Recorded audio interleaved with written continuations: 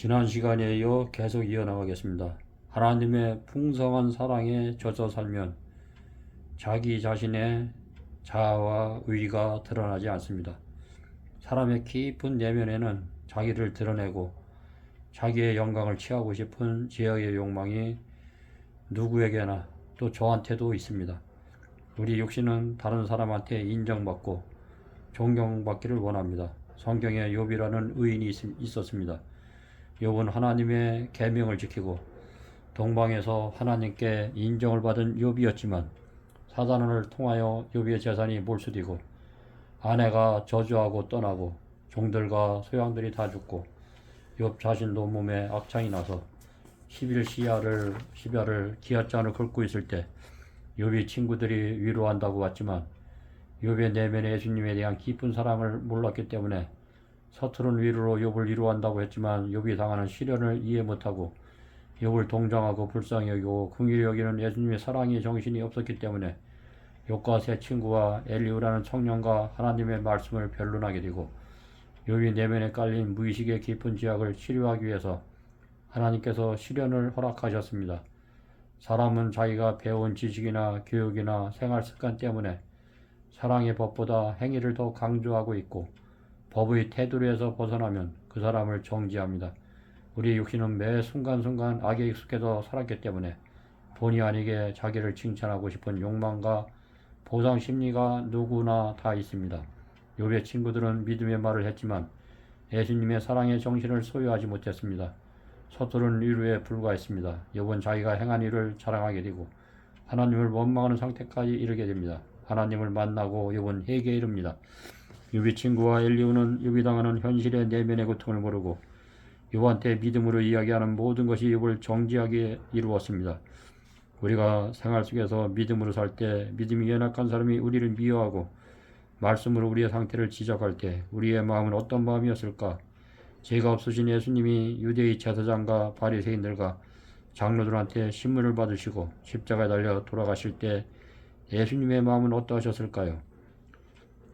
인간은 무화적인 자기를 희생하는 사랑에 살지 않고 조건적인 사랑에 살았기 때문에 각 개개인이 당하는 눈물의 십자가를 이해하지 못하고 눈에 보이는 현실과 결과만 가지고 따집니다. 우리 육신은 매 순간순간 십자가에 굴복되지 않으면 자기 자신의 의의가 드러납니다. 우리는 지나온 과거의 생활을 이야기할 필요가 없습니다. 지나간 과거는 이미 지나가기 때문에 현재 만난 예수님의 사랑을 이야기해야 합니다. 지나간 과거 생활에 집착하다 보면 예수님의 깊은 사랑을 알 수가 없습니다. 지난 과거의 신앙생활 속에서 믿음으로 승리한 경험도 많지만 믿음을 놓쳐서 본인 자신이 어둠에 빠졌을 수도 있기 때문에 과거의 생활을 거울 삼아 현재 예수님과 동행하는 이야기를 많이 해야 합니다. 사람은 자기가 전해온 삶의 생애밖에 모릅니다. 타인의 살아온 삶에 대해서는 너그럽게 포용하는 마음이 없습니다. 예수님은 제사를 원치 않고 인애와 긍휼과 순종을 원한다고 했습니다.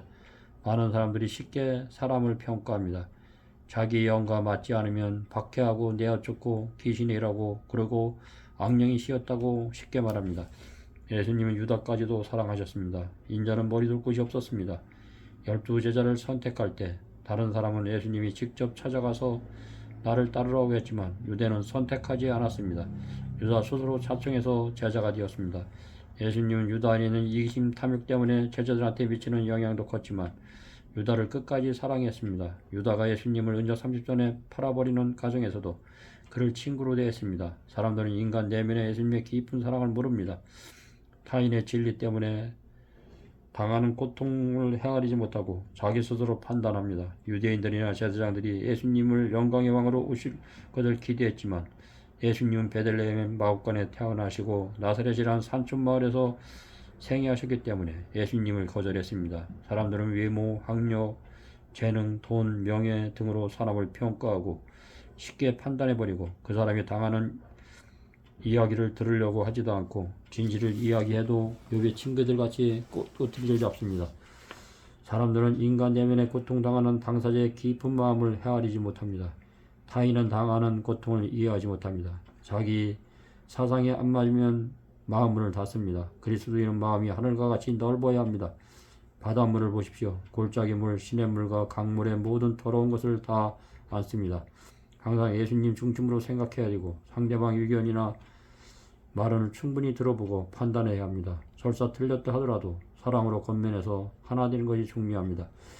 의식은 무의식이다. 의식 속에 일어나는 모든 현실은 우리의 뇌신경 세포 안에 잠재됐다가 그 환경이 되면 입을 통해서 이야기하게 되어 있습니다. 우리는 동료지간에 서로 시기하고 비방하며 우리 마음속에 남을 원망하는 생각이 있으면 쉽게 빨리 해결해야 합니다. 빨리 해결하지만 않으면 무의식 속에서 잠재되어 있던 것이 나오면 회중의 마음을 어둡게 하고 본인 자신도 깊은 흑암 가운데 빠지게 됩니다. 의식 세계에서 눈에 보이는 오감을 통해서 듣고 보고 생각하고 먹고 말하는 모든 생각 속에서 잠재적으로 우리 내면에 깊숙이 잠재됐던 것이 그 환경과 여건이 되면 여지없이 우리 입술로 이야기하고 있습니다. 우리가 24시간 예수님한테 고정된 모든 생각 하나하나가 십자가에 피출돼서 살며 꿈속에서라도 예수님의 사랑을 끌 것이고 앞으로 일어날 일들을 보여주실 것입니다. 예수님의 사랑의 정신이 맑으면 에스겔, 다니엘, 요셉, 믿음의 노족들에게 꿈과 계시와 환상으로 하늘의 모든 세계를 보여준 것 같이 우리 마음과 생각이 예수님의 선한 생각으로 꽉 차야지면 하늘은 한 걸음일 것입니다. 해누기 300년 동안 동행했던 생활이 가능합니다. 우리의 생활 속에서 식생활의 잘못된 습관, 가시, 오간으로 보는 모든 의식에서 생각이 잘못된 생활을 했다면 꿈속에서라도 악몽에 시달릴 것입니다. 많은 신앙인들이 말씀에 기초 없이 꿈을 의존합니다. 사단은 꿈을 가지고 이용할 때가 많습니다. 실제 생활 속에서 생각했던 현실이 실제 생활 속에서 일어나기 때문에 성령을 받는다고 생각합니다. 성령의 9가지 열매는 결코 사랑입니다.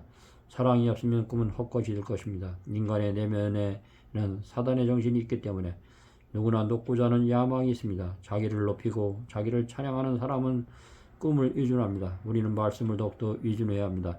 하나님의 종들에게 어려움이 닥칠 때 꿈이나 환상이나 구약시대 때는 천사가 나타나서 직접 지시했던 현실이 지금 현실 세계에도 나타날 수 있습니다. 그것은 예수님의 필요에 의해서 잠시 나타난 것입니다. 베드로가 손수건을 가지고 나사렛 예수의 이름으로 병자를 고친 것 같이 예수님의 필요에 의해서 베드로를 사용한 것 같이 이적이 나타난 것입니다. 예수님은 온 인류를 사랑하다 보니 이적이 나타난 것입니다. 현대 진리 믿음으로 말미암는 이의 기별은 늦은 비의 기별입니다. 진리 안에서 말씀 안에서 성경 말씀의 전신갑주를 입고 생활 속에서 이른 비의 풍성한 성령의 9가지 열매를 맺는 많은 분들이 말씀 안에서 성령을 받고 예수님 사랑 안에서 자유를 누리시는 분이 되시고 꼭 지어서서 승리하시고 재림을 촉진하는 하루가 됩시다.